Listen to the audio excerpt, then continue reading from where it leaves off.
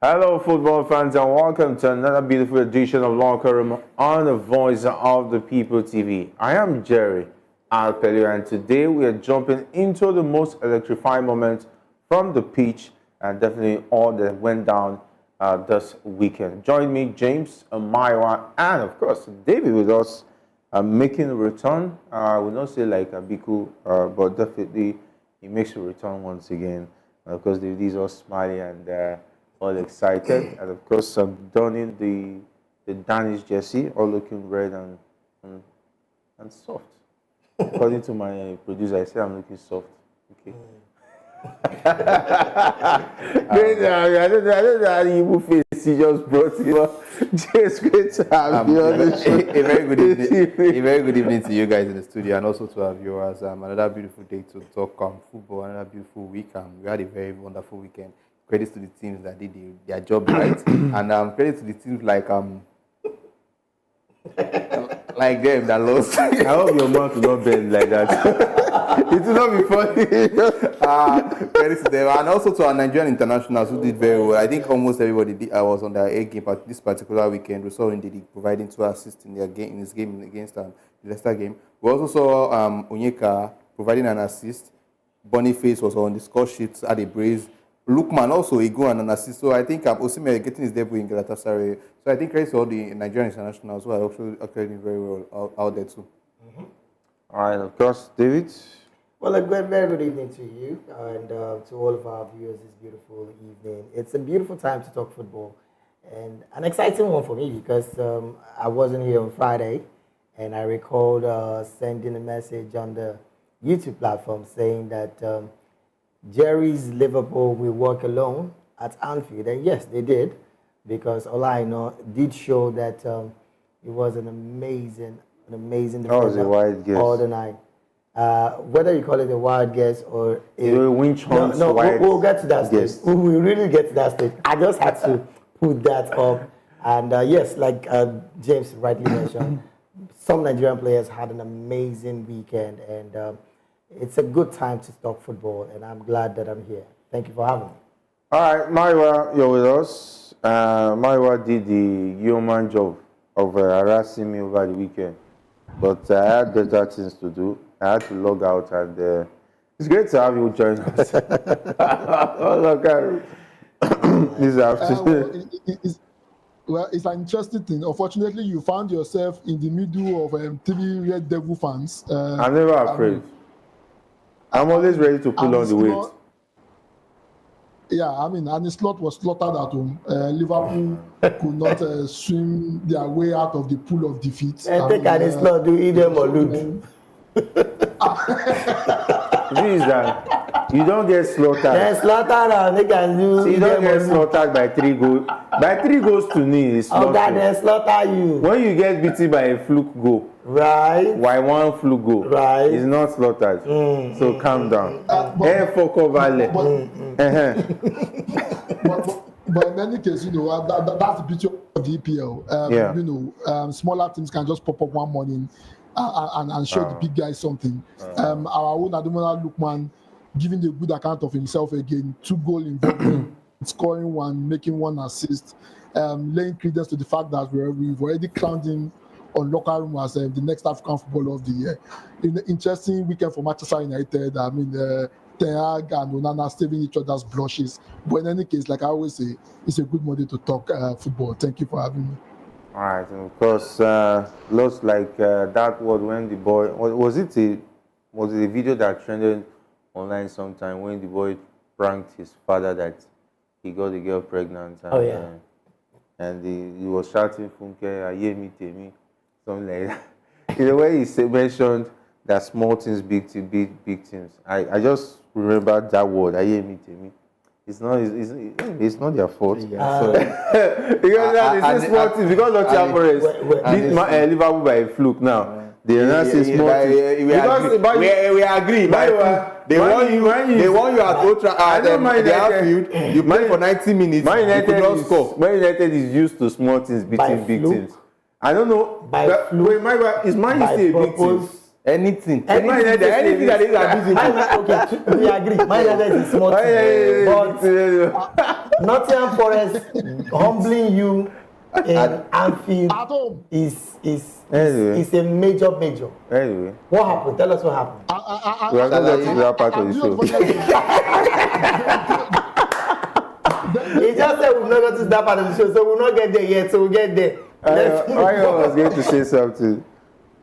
Yeah, do you know the funniest thing? Yeah. The goals was cooked in Manchester United and finished off by Chelsea.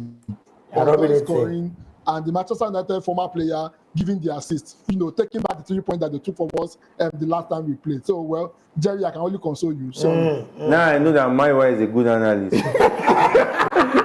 He has no research. I prepared himself for this show. No problem. He never. My usual it was just that Monday I was not here. But no problem. I'm waiting. Yours is always coming. But you called, Yours is always coming. The call was not clear. Anyway, let's start off on the old front where, according to report, Wilfried Schäfer, the 74-year-old German coach who led Cameroon to victory in the 2002 AFCON, is set to become the next coach of Nigerian Super Eagles. And the former coach of the Indomitable Lions is reportedly due to arrive in Nigeria soon to finalize his appointment. Schäfer, definitely I remember that face. 2002, was it Ghana, Nigeria 2000? Ghana, Nigeria 2000. 2002, I don't know which country. Cameroon, I don't know who hosted 2002. I can't remember now. But I think it was if somebody won AFCON, Nigeria. if it was someone, Ghana, Nigeria 2000, for 2000 we hosted. 2002, I think, was it Ghana that hosted or Cameroon? I can't remember. Someone who won the Nations Cup in 2002 at age 74, someone almost close to 80, is being considered for the Super Eagles job. That doesn't say there's something wrong somewhere. Is it that this man is going to be working for free or he's going to be accepting anything available? That's what they're getting. So again, right, it goes to show how very incompetent, how very annoying, and how very painful all of this scenario have totally become. Let's also put it in here. The coach of the Super Falcons have resigned. And guess what? There is no talk about that. There can never be any talk about it because right now there is no tournament that the Super Falcons are aiming for. But should we wait till there is a qualifiers before we get any coach for that position? The answer is no. But unfortunately, the responsibility have been saddled to some men who clearly have indicated to every Nigerian that they don't know what they're doing. Schäfer at almost 80, 74, okay, not disrespect to his age, but when was his last job? What has he achieved so far? We're going to now come back to this rigmarole of this coach is touted for the Super Eagles. It's quite unfortunate that we're in this position, and it's painful because come a couple of weeks from now, we'll be playing another qualifiers. How in God's name are we even having this conversation in a time like this? After what the government have done, what is holding the NFF from saying, okay, we won't continue in the meantime, let us carefully look for who is befitting Nigerian football?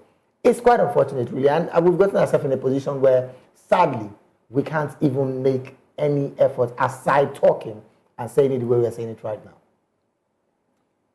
James, I believe in 2002, I don't know whether you started watching the AFCON, but for me, I don't know Bruno Schäfer, Wilfried Schäfer, or whatever the Schäfer is. You know they add the name with the old coach. The thing is that They don't confuse you.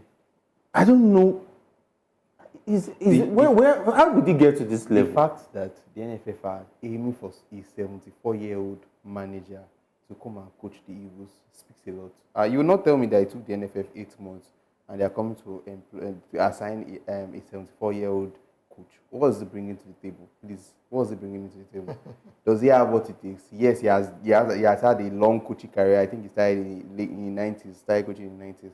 But at this point, the way football is evolving, with what the standard we have in this current Eagles, we should be giving accolades to the players that the Nigerians did very well in their club sides. You now have a 74-year-old manager coming into this team. What is he bringing to this team?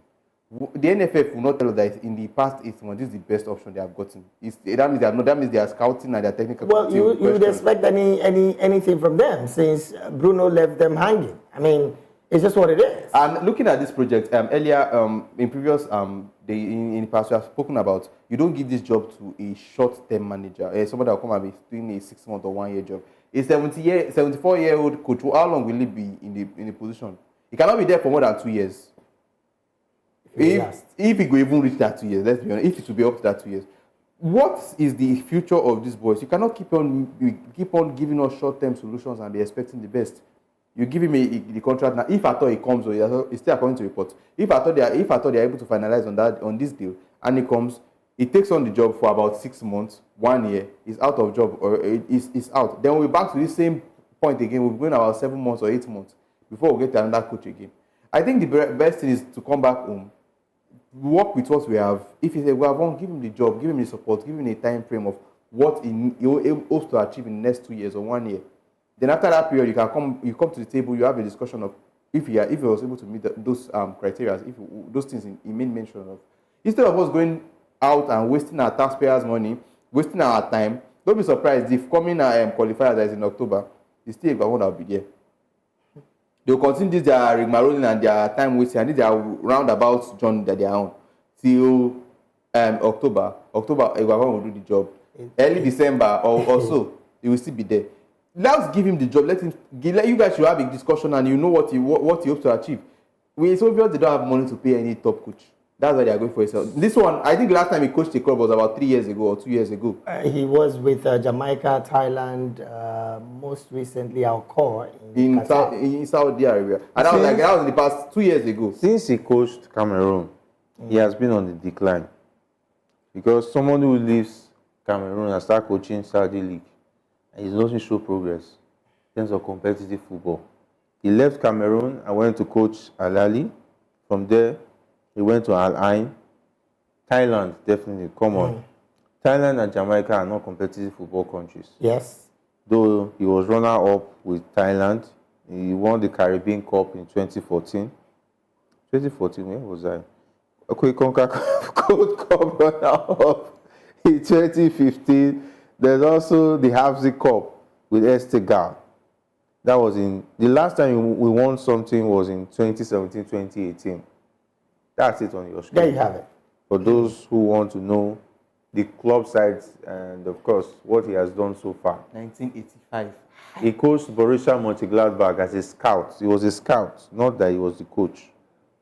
He was a scout, part of the scouting team. I mean, it's even... Goodness. And Karlsruhe, Stuttgart, Borussia Berlin. Borussia Berlin is no longer existing. I know they've changed the name of the club from Borussia Berlin. He went on to Cameroon. Cameroon was his, as far as coaching countries is concerned, was his biggest. That was winning the Nations Cup in 2002. Since then, what next? Now they are bringing a recycled man to come and coach the Super Eagles. What is going on? Mayowa, you've seen it. This is another new name that's popped up. Let's not say your next coach, because Nambadia was your next coach. Oh, no, what happened? Bruno was our next coach. And today is Wilfred Schäfer. Wilfred Schäfer episode 15. What's your take? Well, it's very simple. Like I've said over and over again, until I see Wilfred Schäfer doing a media parley with the press, I will not believe it yet. This is not the first time the NFF are dragging us in the mud. I will not be surprised if they told us that they have signed a contract and we'll find out that they've not even spoken to the guy's agent. That's number one.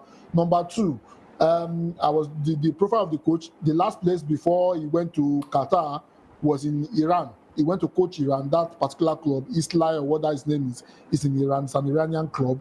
Right. It also has a Nigerian playing there.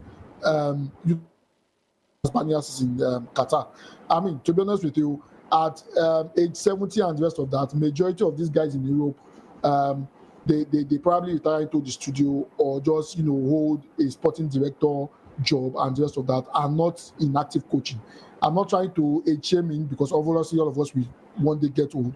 However, at 74, most of these guys, they're always with their grandkids for 2 Saturdays to just go and talk football. I don't think you will have the brain power to be able to, handle the stress at that particular age. He has done a whole lot for himself in his career. However, this is not the kind of coach we are looking. This is not the kind of coach we should be looking at the moment. Remember, old age has his, has its own downside. I mean, you cannot expect a 74-year-old to be as active as an Eguavon who is in his 50, or a Siasia or a Gumodede, or a much more younger coach. I mean, at age 70, if you see after the job of Cameroon, he started, going down. It means nobody is not in high demand again in Europe, and we should not be hiring any reject.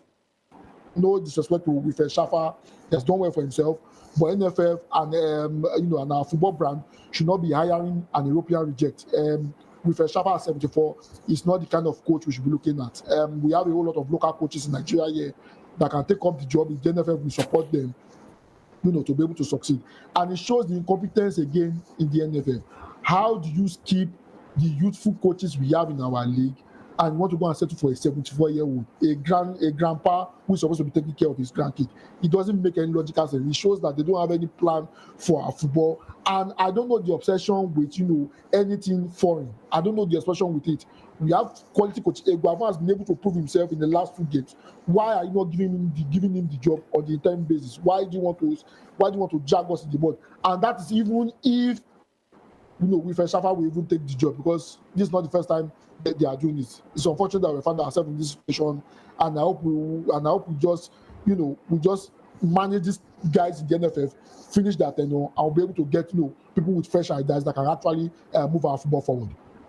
Unfortunately, from my perspective, right, with Schäfer will take this job. It's an upgrade, as far as I'm concerned. It's a major upgrade from where he's coming from, right? His last country job is the one with Cameroon. That's 2002, 2004. He also did Thailand later on. Come on, man. And Jamaica. Okay. Yes, he also did Jamaica. He won the Caribbean Cup. With Jamaica and Jamaica. And Thailand. And Thailand made motion. In fact, with Thailand and Jamaica. Together. And then compare it with Nigeria. In fact, the present day Nigeria, what are we even saying? So it's going to be an upgrade for him, yeah? But is this what we are supposed to be talking about right now? I mean, is this kind of personality what we're supposed to be talking about right now? No age shaming the person of Wilfred Schäfer. He is old enough to at least be an advisor in the technical department or something. Not coming to give us...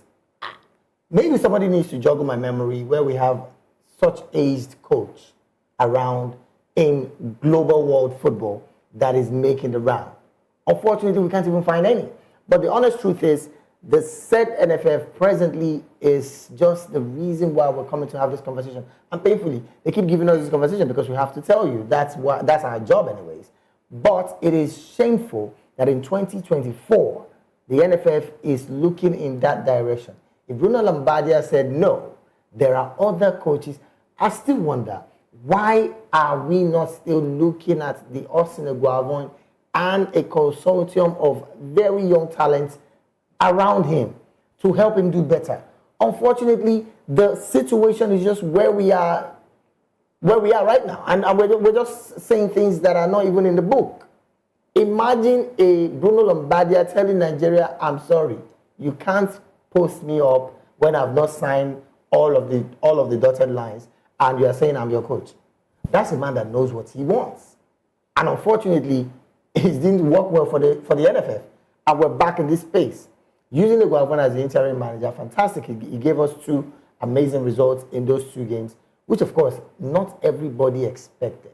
The same Benin Republic that defeated Nigeria in the World Cup qualifiers were the same Benin Republic we played without conceding half a goal and scoring 3 goals. It could have even been more. If that guy delivers such result for you, why are you not thinking of just keeping him still in the interim basis? Why are you thinking of doing something else? At this point, I don't want to advocate for Eguavon or anybody.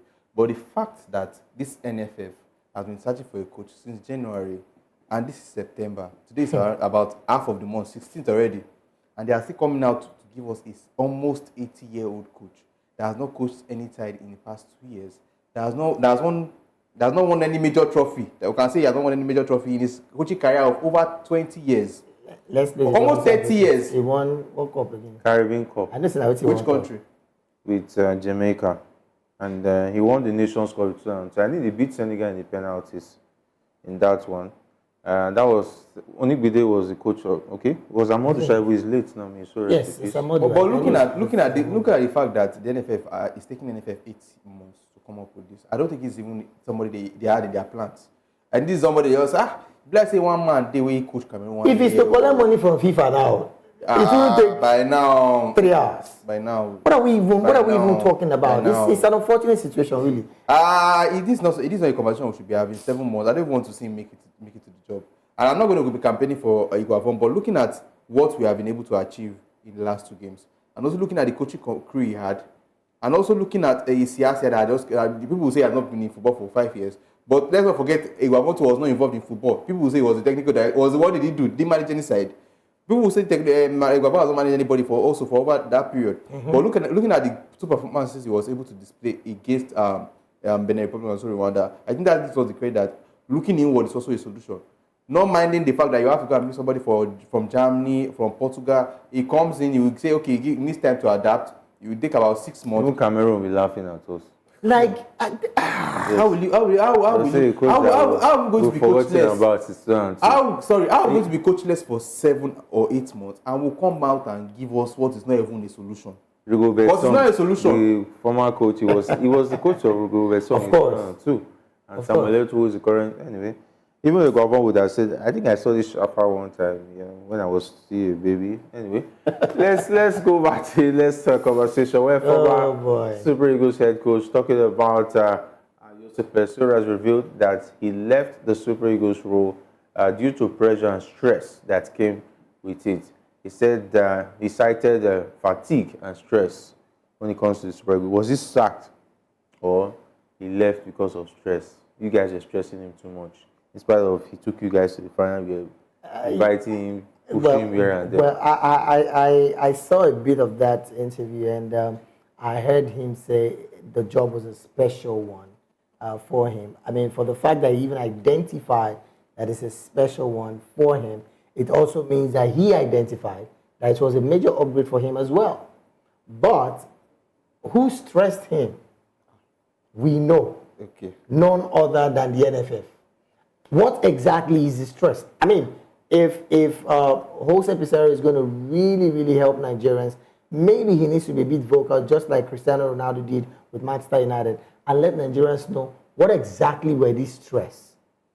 I mean, he's even out of the country as far as I'm concerned, but maybe he might not want to go that direction because some other persons that want to employ him would say, if this guy go talking about one FA that he left the job, so it means he can also say things when he leaves that job. So it might not do well for his PR, but it's quite a major indictment on the NFF that this man is coming out to say the stress of the job, the fatigue of the job is another reason why he left. And again, we need to do better going forward. You cannot go if we want to employ another good coach. You cannot coach the Super Eagles without being stressed. Because the fans will stress you. The fans will stress you. No, you are not. I think the fans. No, I don't think it's just the Nigerian fans.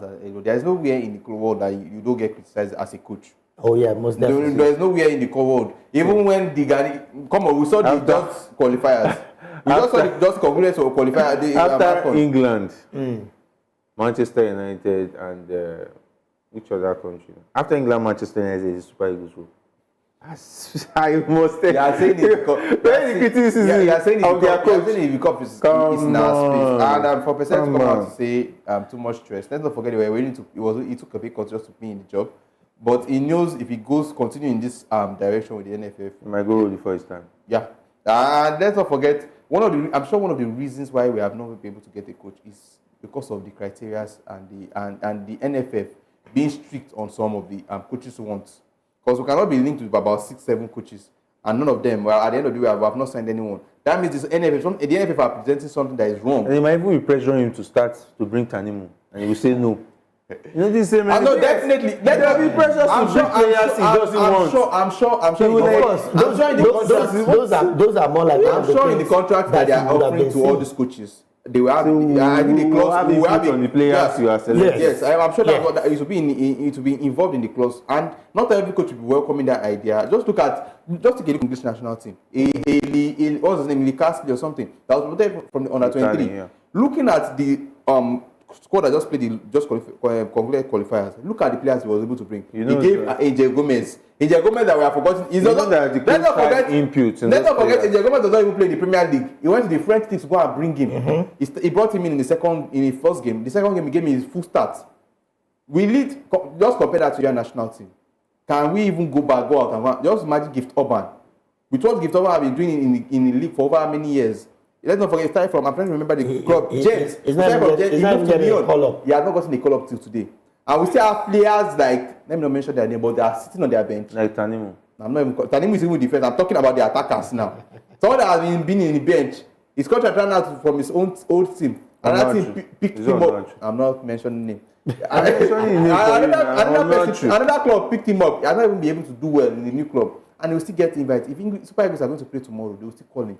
And we have someone that have been doing very well for the past how many years in his 2-3 clubs. But if you know the set, you know going to tackle. So that's just the thing. That's just the thing. The NFF having wanted to having a say and the input in whoever is called up to camp is one of the major reasons. One of the reasons, minus the money itself, is one of the reasons why we have not gotten a coach till now. They have yet to get someone that will bend to their rules. Maybe this 78, 77-year-old man that has been coachless. I've been a granddad for over 2 years now. I'll just take it and say, oh, I just go and enjoy retirement money. With the way it's looking. All right, let's go back to Nigerian players abroad. This time around, Ademola Lookman led the charge for Atalanta as they secured the thrilling 3-2 win over Fiorentina in the Italian Serie A. Mayowa, definitely I would have loved you to react simultaneously to those two. First of all, take PESEIRO. And of course, it looks like Lookman is the Eliza in that Atlanta side. If he's not there, I don't know how they will breathe. But of course, he's paving his way to the AFCON Player of the Year. Definitely, let me first of all take the PESEIRO case. I think the thing is very simple. Why wouldn't you be stressed when they are owing you money? Maybe PESEIRO was taking... That's another angle. Small fights that are fighting and blood. Imagine how you be checking his alarm every morning. You get we have That's another angle. Oh boy. Not talk that you are talking now, you are blood. We are just talking, you are blood. No, it's the honest truth. I mean, they knew they were not going to renew his contract. I mean, see, the stress of even getting paid at the end of the month is enough to want to make you quit the job. I mean, how many times in his 2-year or 3-year stint with us that they had to clear backlog of 6-7 months and they are not paying him, and this guy has responsibility and just around. That's number one. Number two, our NFF is not coordinated enough. They are always having, vested interest in players and the rest of that. A whole lot of players, we have to settle them and the rest of that. I mean, a typical example is Tanimu. How did Tanimu even get to the bench against in the Gavon's team? Something somewhere is definitely involved. And to be honest with you, if you look at how the NFF is being run, no matter who you are, it will be very difficult for you to be able to work with the NFF because they don't have a direction. I mean, a case in point, we are still running around in terms of trying to hire a coach and the rest of that. Now compared to the fact that most of them, we have a list of players that you have to come up with. If you don't come up with that list of players, I will not be surprised.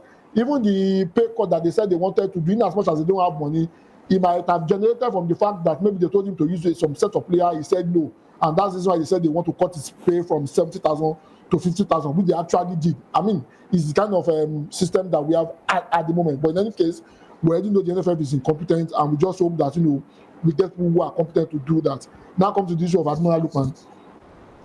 I was able to catch up the game, and I was really impressed with Ademola Lookman. We've said it over and over again. Somebody, I think last week or thereabout, somebody was talking about Brian Diaz and the rest of that, having the quality to become the next African Footballer of the Year and the rest of that. And I looked at that comment and I shook my head in disbelief. I mean, if you look at the kind of class Ademola Lookman has been able to display, I mean, the next African Footballer of the Year, and is beginning to make way for himself. I will not be surprised if by January, you have heavy hitters, or by January, he has already signed a pre-contract with a much more bigger club. I mean, and also remember that we'll be seeing him in the Champions League during this midweek, displaying his quality to the world to see. Good one for him. And if we remove Ademola Lookman away from the Atlanta team, to be honest with you, I don't know where they will be. Kudos to Ademola Lookman, and he's flying the Nigerian flag, and I'm really proud of him. I'm sure most clubs that will be biting their teeth, their hands now currently, because they had the opportunity to sign Lookman in the summer. Let's not forget PSG made a late move. There was also rumors of Arsenal at the point. Now look at him. They were paying almost double of the amount he was supposed to earn they were supposed to pay last summer. It's obvious. And if he continues flying like this, I'm sure he's going to be one of the hot kicks when it comes to this next summer. I just hope he does not make the same mistake previous Nigerians have done. First, get a good agent. Second, don't sign any contract. Anything that looks like a contract or anything. Don't renew your contract. Just stay there. When he comes, let them negotiate. If they're able to get to a good number, you're on your way to wherever it is. And I want to see him in EPL. Let him come and prove himself. Prove doubters wrong. He started in the EPL. He still has something to prove. Yeah, he still has a lot to prove in the EPL. He started in the EPL, he had the best of games with Everton and Fulham before making his way out. But now, I'm sure now with the experience he has gathered and this form is exhibiting, I'm sure it's going to be an easy kick for him. And it's easier for England teams, knowing the fact that definitely he might be a British citizen. And of course, definitely it will be easy for him to blend in. And I mean, that's another plus to the African Football of the Year in waiting. I dare say that his form really have been outstanding, even after AFCON. He's really proven to get into both the national team and do extremely well. And of course, Atalanta as a club. Again, Atalanta might not be like some of the clubs in Italy that we know of that have a way of choking their players and not letting them go. But it would be very advisable, just like Maiwa did mention, of course, James alluded, that he doesn't do any contract extension, knowing fully well that you want to hit Europe in the next season. Is Atalanta a bad club to stay with? I don't think they are, because they're also playing decent as well. Yeah. And for Atalanta, you can also say that, like it or not, every season they might want to make Europe with the way they are playing. They're playing Champions League football. I'm talking about, no, not even just this season. I mean, going to the next season about and all. Big Four. They've had that consistency as a Big Four. So again, it's going to be a plus for him. But I honestly think that, yes, he should have very good representation going forward. No matter what Atlanta does, I think the best thing he can achieve at the club, he has done that. That's getting the Europa. Oh yes, Atlanta is not a major. It's not a side that you see that win the Champions League, and obviously the league we know is between with the improvement Juventus has done now, and also Inter Milan, who has been on fire. I think it's between them. So if there's the next good thing for him just to make his way out of the Italian side. Go and welcome new challenges. If I'm going to ask you, where do you think it would be very cool to go to Europe-wise? Arsenal. They still have Trossard. With what Trossard? You know the thing, they don't see Trossard as a starter. Ademola Lookman will easily bench Martinelli anytime, any day. And don't forget, Ademola Lookman is somebody that plays practically anywhere in on the attack. Yeah. So he's somebody that's going to cover up if Saka is injured. Somebody that can cover up in the center forward in case of Gabriel. And somebody that can cover up. It's not even going to cover up. It's in the owner of Martinelli's wing. So it's not even a conversation. So he doesn't need to wait for Gabriel. He will just go to the hospital and wait for him. Ademola Lookman will be playing football. He'll be minding his business in the treatment room. And of course, we want to advise our viewers to please try and like our page and of course subscribe to our YouTube channel. And of course, we see those comments and Olu Benga has been on fire. He said that why is Barsi will be still in the Eagles lineup? I think you have to ask the coaches. For me, Kevin Barsi has been. Kevin Barsi is still kind of decent. He's awesome. I think I'll not rule out. Therefore, it will be. I don't know. It's dicey, but he still brings something to the table. Something. Oh yes, he's still. Personally, there are players that he will be still better than us. That's in the club and in the country. There are players. Well, I'm sorry. I was going there. Yes, no insult. He has said Nigeria has done very well. But that point, should not be mentioned. Alex, who goes by the horn, not even letting Tanimu near anywhere of that. You know the thing. on the pitch. But he was still You know the called thing, eh? Even Right if through the he's back not door. going to play, Through he should the not back be door. there. He should not be there. I think that somebody is space for somebody that was can busy compete. pushing it. You must play him. You must play him. If not, you are not going to get the job. The man just said, let's sit down there. Let's just Would I run. be surprised that any of such is happening? I honestly wouldn't be. But it's quite unfortunate, really, because as it stands, we're looking at a Nigerian team that has quite amazing youngsters that can be harnessed well. And up till now, what the NFF is giving to Nigerians as option is a 74-year-old man who, again, we can't even tell his records lately in football. All right, still taking more, where he said that Ejuke has been, if not one of the standard players in Sevilla. He said that why was Tanimu picked ahead over Igbo. I don't know who Igbo is. Maybe he knows him very well, but they definitely will not be able to go on and on about that. We'll still like your comments to still coming in. Maybe we'll take some of them for wrap-up. And of course, a Super Eagles duo, talking about Victor Boniface and Frank Oyeka. I was looking for him at Brentford. Surprisingly, I got to know that he's in Augsburg. And just one game, he's already making the team of the week. Fantastic guy. And I hope he does fantastically well at Augsburg and, of course, make maybe one more big move before he wraps his season up. Of course, let's talk about the Premier League, where it went down over the weekend. I know my guys will not forgive me if we don't talk about Manchester United. The show will not end. How they managed to beat it's not even Manchester. We won't talk about. Okay, how Liverpool lost to Nottingham Forest. What are your concerns? I think we are giving credit. What are your We are concerns? giving credit to Nigerians international who did very well. Also credit to Ola, he was able to manage Luis Diaz all through that 90 minutes of the game. I think credit to him. He was incredible. He did incredibly well. If not for the goal from Hudson Odoi and maybe assist from Elanga, I think he should be somebody that should have been categorized in the conversation. And Ola, good performance from him. And also Liverpool. It's a shocking one actually. Nobody expected Liverpool.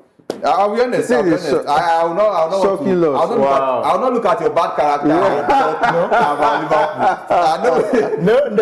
Nobody. It was a shocking Nobody loss. expected Nottingham Forest to get the victory against Liverpool in Anfield, and credit to Nottingham Forest for getting 3 points. And it's not welcome to the Premier League. This is where surprise happened. No matter, you can win Man City today and lose to Everton tomorrow. That's how the EPL works. So for an slot, let's see what it does going into the future. Let's see how he can embrace this defeat and work on his team going into the future. Although he said it was a bad performance from the boys, and definitely it happens, of course. Look, but like I said earlier, but nobody's giving kudos to Espirito Santo. He was able to lock the defense of that team. He made a score. When I saw that lineup, in fact, let me start from Friday. I sent a message on Friday on the YouTube portal, and I said Nottingham Forest were going to do the needful and, of course, defeat Liverpool. And you did mention that David is running his mouth. No, I see it's a white guess. I'm going to get that tape. I will play it. They have to run their mouths. But the most interesting part is Nuno Espirito did an amazing job. When I saw the lineup, I said, okay, this looks like something that Liverpool, if they cannot get their first half goal, they will struggle. And guess what? It had to be that way. All I know was amazing on the night. And for me, again, I feel it's one of the times where you say a team played.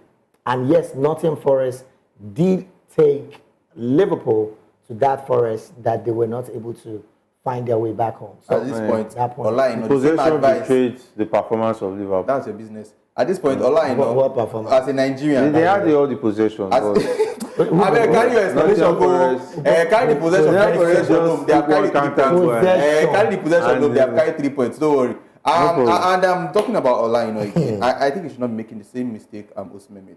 I think he has about 1 year left on his contract. He was given a 1 year contract. So I think now that let's not forget he had good qualifier. He had a good AFCON season qualifiers. Yeah. AFCON in competition itself, and also the qualifiers was incredible. Having good run of forms like this till the end of the season, I think it will guarantee me a good move to a better club. Nottingham Forest is a team that will know struggles with relegation every season. Keeping up his good performance and not being injured I think gives him a shout out to move to a better club at the end of the summer. All right, Mario, while you saw the game over the weekend, I know you were busy sending pop-up messages. And, I thought it was a hacker who wanted to hack my phone. It is what it is. This guy. They almost asked me to hack my phone over the weekend.